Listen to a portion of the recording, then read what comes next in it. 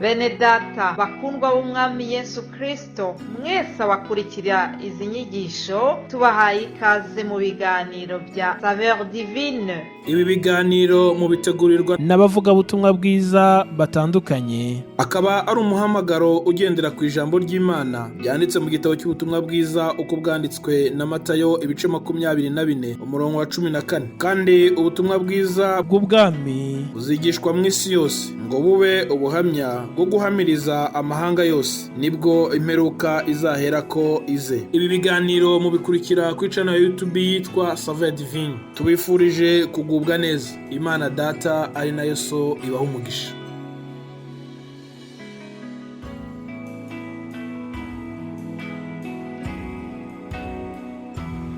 Bavandimwe inshuti abakunzi b'ibiganiro byo kuri Saveur Divine, ndabaramukije mu izina rya Yesu Kristo.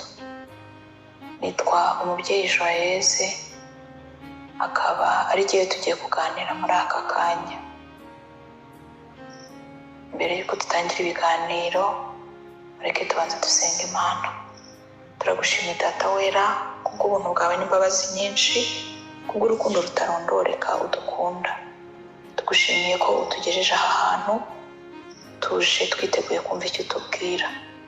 Turakuraritse ngo umwuka wawe wera abe hagati muri twebwe, kugira ngo ari uvuga ari n'utega amatwi bose bahazwe nawe. Mu izina rya Yesu tubisenze twizeye urakoze, amen. Nongeye kubasuhuza nanone, bashimira yuko mwandaritse kuri iyi channel kugira ngo tuganire ijambo ry'Imana. Ijambo ry'Imana ry'uyu munsi tugiye kuvugaho ni ijambo dusanga muri Yesaya igice cya 9 ku murongo wa 5. Ntarajya mbere navuga nti baye mbifurije Noheli nziza n'umwaka mushya muhire. Turi mu cyumweru cyitegura Noheli, kandi ijambo ry'uyu munsi tugiye kwiga riratwibutsa iby'amateka y'ivuka rya Yesu Kristo, uburyo yari yarahanuwe mbere y'uko avuka. Rero umuhanuzi Yesaya mu gice cya 9 ku murongo wa 5, muri Bibiliya y'Icyongereza ni ku murongo wa 6, n'iy'Igifaransa ndakeka ari ku murongo wa 6, haravuga hati: nuko umwana yatuvukiye, duhawe umwana w'umuhungu, ubutware buzaba ku bitugu bye, azitwa igitangaza, umujyanama, Imana ikomeye, Data wa twese, uhoraho, umwami w'amahoro. Imbere gato mu gice cya 7 ku murongo wa 14, Yesaya yari yarahanuye iby'uyu mwana ubwo yavugaga ku murongo wa 14 ati: nicyo kizatuma Uwiteka ubwe ari we uzabihera ikimenyetso. Dore umwari azasama inda, azabyara umwana w'umuhungu, amwita izina Imanuweli. Imanuweli bisobanura ngo Imana iri kumwe natwe. Roma mu gice cya 7 bari barabitegujwe, mu gice cya 9 barongera barabihanurirwa. Noneho mu gice cya 7 bavuga uzabyara umwana n'izina azitwa, ariko mu gice cya 9 aravuga nkaho umwana yavutse, kuko aravuga ati: twahawe umwana yatuvukiye, duhawe umwana w'umuhungu. Umwana yatuvukiye, duhawe umwana w'umuhungu, yatuvukiye aka kanya.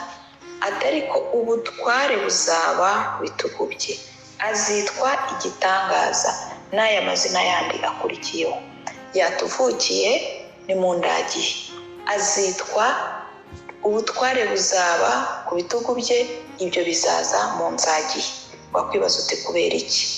Reka mu gusobanura icyo kintu twibande cyane kuri iri zina rimwe azitwa, rivuga ngo azitwa igitangaza. Wakwibaza uti kuki Yesu yagombaga kwitwa igitangaza? Ese koko twebwe ababayeho nyuma y'uko aba ku isi, Yesu tumubona nk'igitangaza?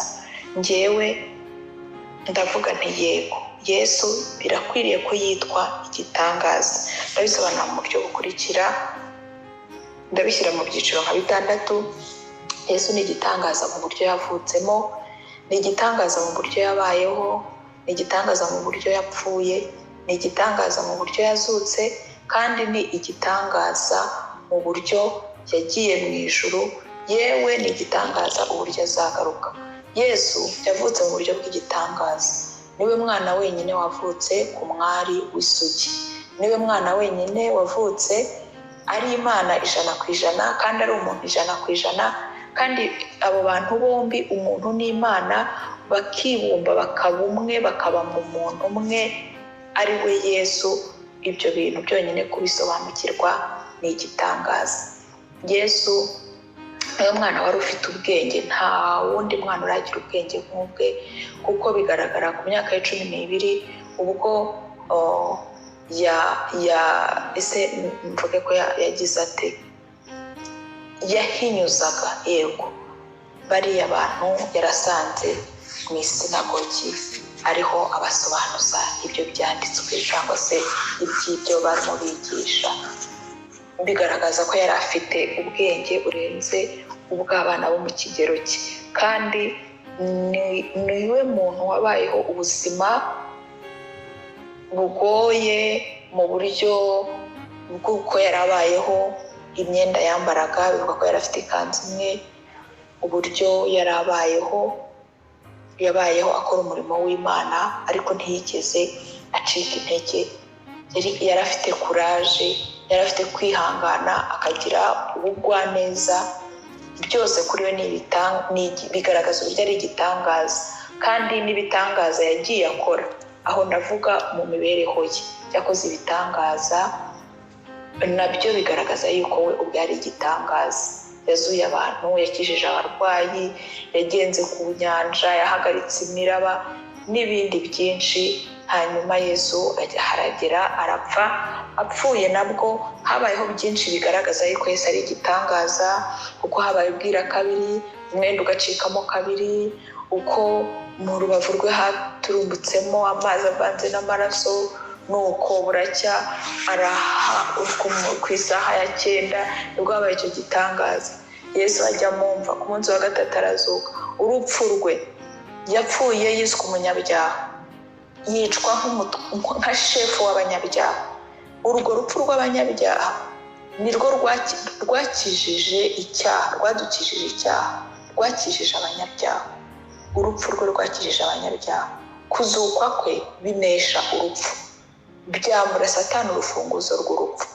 Ibyo bintu kubisobanukirwa ni igitangaza, bikwereka ko na nyirabyo ari igitangaza. Yesu uburyo yagiye mu ijuru, n'uburyo yasize umwuka wera, n'uburyo umwuka wera yasigaye akora ku isi, twebwe tukaba turi abari mu nyungu z'uburyo bw'igitangaza Yesu yasigiye intumwa ze umwuka wera. Impano z'umwuka bikaba ari byo bidukoreramo. Uwo mwuka wera usobanura ijambo, umwuka wera wigisha ijambo, tukaba turi mu nyungu zabyo. Akaba ariyo mpamvu uyu munsi njye nawe natwe twaragiriye ubuntu tukamenya Yesu. Ibyo nabyo ni igitangaza. Ni igitangaza uburyo Yesu azagaruka aje gucira imanza abantu bazazuka. Umuzuko uzabaho ni igitangaza, uburyo azatandukanya abakiranutsi n'abanyabyaha, uburyo hazabaho guhana abanyabyaha. Yesu akaba avoka, akavuganira abakiranutsi kuri Satani ubarega, kandi agacira imanza abanyabyaha bagahanwa, bagatabwa mu muriro. Ibyo ubwabyo ni igitangaza dutegereje kuzabona icyo gihe kigeze, uburyo Yesu azatuza abantu muri Yerusalemu nshya, mu rurembo rwera, nacyo ni ikindi gitangaza. Rero Yesu mu ijambo rimwe twavuga ngo Yesu ni igitangaza, we ubwe ni igitangaza, ibyo akora ni ibitangaza, imibereho ye ni igitangaza, natwe ubwacu kumwakira akaba ari muri twe ni igitangaza. No kuba aka kanya twicaye aha ngaha, aho uri hose uri muzima uhumeka, uburyo wibonye uri kumva iri jambo ni igitangaza. Yesu ni igitangaza. Reka tumwemerere avukire mu mitima yacu, hanyuma atubere igitangaza, aduhindure bashya, ibya kera bihinduke, twakire ubuzima bushyashya. Avukiye muri twebwe aduhindurana bashya nawe, kuko ari igitangaza. Kandi umwana na se baba basangiye ADN. Nitwemerera Yesu ko yivugira ati bana banjye muri abana banjye, no muri aya mazina ngo ni data wa twese uhoraho. Nitwemerera uwo data akaba muri twebwe, ya ADN ye iratuma natwe ubwacu duhinduka igitangaza, dukorerwa ibitangaza, yemwe tunakore ibitangaza. Umwami Yesu atugirire neza. Reka twemerere Yesu avukire mu mitima yacu. Ibyatubuzaga kumuha aho kuryama umutima wacu aka kanya, twemerere Imana ibidukureho, twakire Yesu avukire muri twebwe, hanyuma aduhe amahoro, kuko twabanye ko ari umwami w'amahoro. Aduhe amahoro, tugire kuruhukira muri we, hanyuma ubwo azaza azatujyane adushyikirize se. Ni mu izina rya Yesu mbisenze nizeye, mbigusabira nanjye byisabira. Amen.